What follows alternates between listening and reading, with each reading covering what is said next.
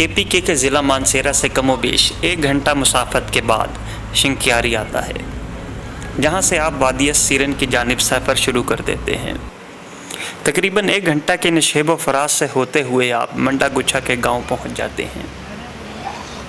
यहां से आप दौरे जदीद की सवारियों को अलविदा कह देते हैं और दौरे कदीम से इंसान के हमसफ़र गधा, घोड़ा और खच्चर लेकर निकल जाते हैं, होकर दुनिया से बेखबर।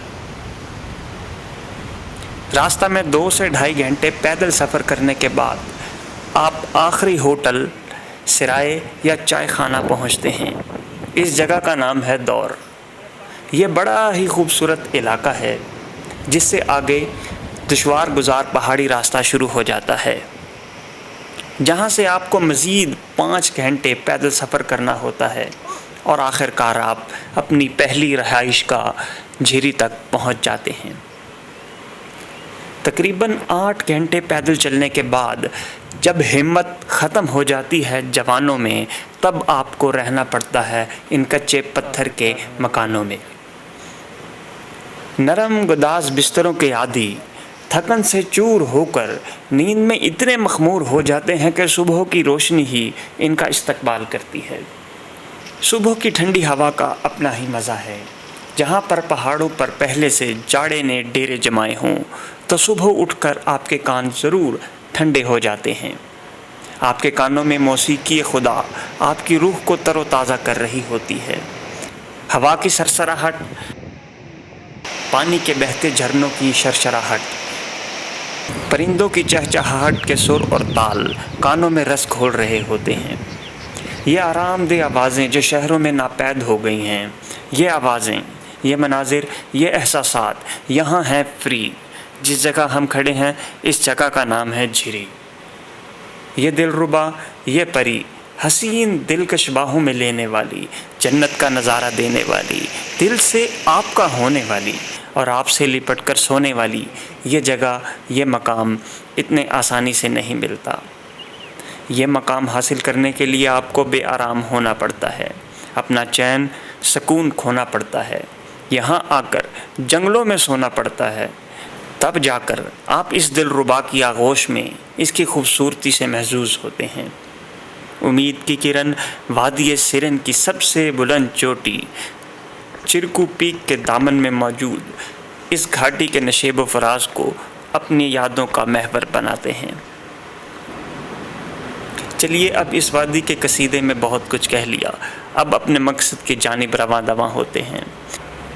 सामने नज़र आने वाली चिरकू चोटी हमारे जवानों को ललकार रही है कि हिम्मत है तो मेरे सीने पर कदम रख कर दिखाओ। बुलंद हौसला के साथ चिरकू से अकद करने की ख्वाहिश को सीने में लिए चिरकू की ललकार को लब्बैक कहते हुए जवान चल पड़ते हैं। रास्ते में आने वाले ऐसे हसीन मनाजिर हमारा इस्तकबाल करते हैं जो चश्मे तसव्वुर में भी देखे नहीं जा सकते। रास्ते में दरिया पार करने के लिए ज़रूरत इजाद की माँ है के तहत लकड़ी के तनों पर रखे पत्थरों से बनाए पुल, जिन पर चलने से, पत्थरों के हिलने से हम खुद हिल जाते थे, पानी की आवाज़ और बहाव इंतहाई तेज़ होता है। दरिया क्रॉस करते ही पहाड़ चढ़ना और यकदम चढ़ना हमारे लिए तो मुश्किल होता है, मगर यहाँ रहने वाले गल्लाबानों और इनके मवेशियों के लिए ये आम सी बात है। यहाँ हमारे मेज़बान ये पहाड़ी बकरे और इनके मालकान हैं। ये हमें रास्ते में जा बजा मिलते हैं और हमें हौसला देते हैं कि हम अभी सिर्फ नेटवर्क से ही कट गए हैं, दुनिया से नहीं, क्योंकि ये गल्लाबान भी दुनियादार ही हैं और अब हम इनकी दुनिया में आ गए हैं।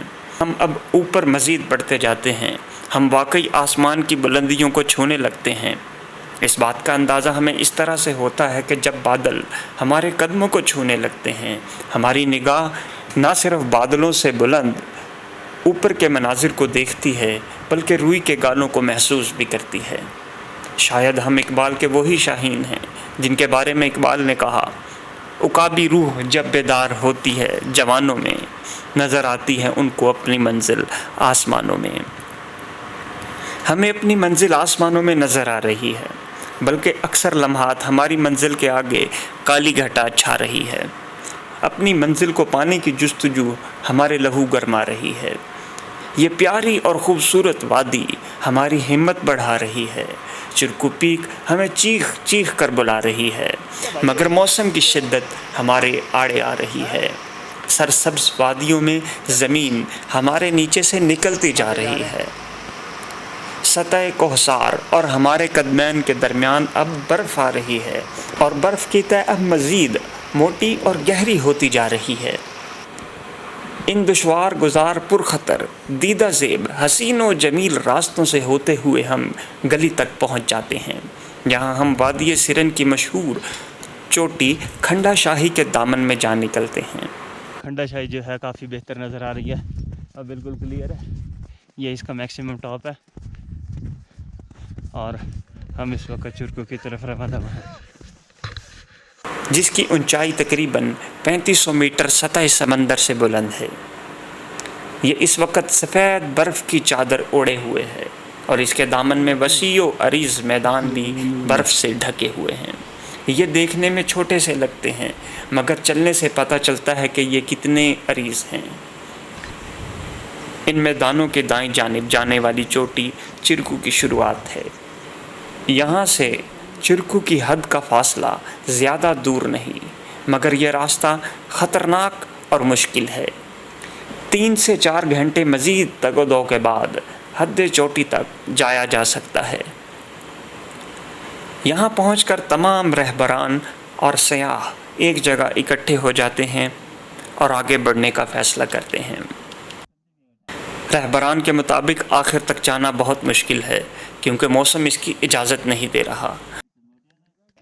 بادلوں کا ہے ڈیرا اور بارش نے بھی ہے آ گھیرا، مشکل ہو رہا ہے یہاں کرنا بسیرا، مگر پھر بھی آگے بڑھنا ہے، اور اب برف کے اوپر ہی چلنا ہے، قدم سے قدم ملا کر اوپر چڑھنا ہے، آہستہ آہستہ آگے بڑھنا ہے، اور چرکو کو بھی سر کرنا ہے۔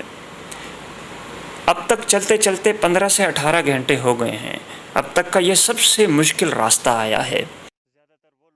یہاں موسم کی بھی شدت ہے اور راستے بھی ہیں دشوار۔ چلتے چلتے آخر کار ہمت جاتے ہیں ہار، بارش اور بادل گھنا ہونے کی وجہ سے آگے جانے کا فیصلہ ترک کر دیتے ہیں۔ اس فیصلے کی وجہ سے دل ٹوٹ جاتا ہے۔ ایسا لگتا ہے کہ محبوبہ آپ کے سامنے ہے اور عاشق اسے پانے کی تگ و دو کر رہا ہے اور اسے تقریباً حاصل کر لیتا ہے۔ شادی طے ہو جاتی ہے، باراتی تیار ہو جاتے ہیں، سب کچھ ٹھیک ٹھاک چل رہا ہوتا ہے، تو اچانک کرونا کا لاک ڈاؤن شروع ہو جاتا ہے، تو دل کے ارماں آنسوؤں میں بہہ جاتے ہیں۔ پھر کیا؟ پھر پہلی چوٹی سے چھلانگ لگانے کو دل کیا اور بے خطر کود پڑے پہاڑ کی چوٹی سے۔ کوئی بات نہیں جو چرکو کے سینے پر ہاتھ نہیں پھیر سکے، مگر چرکو کے چرنوں میں ایسی گھیسی دی اور سیدھے نیچے اترتے ہوئے چرکو کے پیچ و خم کو محسوس کیا۔ جس چوٹی کو ہم نے کم و بیش 1 گھنٹہ میں سر کیا تھا، اسے لمحوں میں دیسی سکینگ کر کے نیچے اتر آئے۔ اپنے نیچے شاپر رکھ لینے سے سپیڈ بھی انتہائی تیز ہو گئی اور کپڑے بھی گیلے ہونے سے بچ گئے۔ بہرحال ہمارا حال اس وقت اس بیچارے دلہے جیسا تھا جس کی بارات کے دوران کرونا آ گیا ہو۔ ہم نے نہ چاہتے ہوئے بھی اپنی محبوبہ کو الوداع کہا اور اس کا دیدار کرتے کرتے اور اس کی یادوں کو اپنے دل میں لیے ہوئے واپس آ گئے۔